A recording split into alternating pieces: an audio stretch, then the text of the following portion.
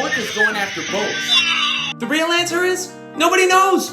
But a crew competing in the ocean race was the latest to have such an encounter. Oh my God. With an uptick in this behavior seen in recent years off the Iberian Peninsula in Europe, as the massive marine mammals are targeting the rudders of sailboats.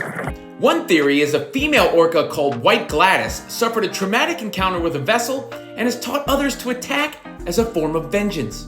However, that isn't verified at all, and they could just be playing or saying, "Get off my property."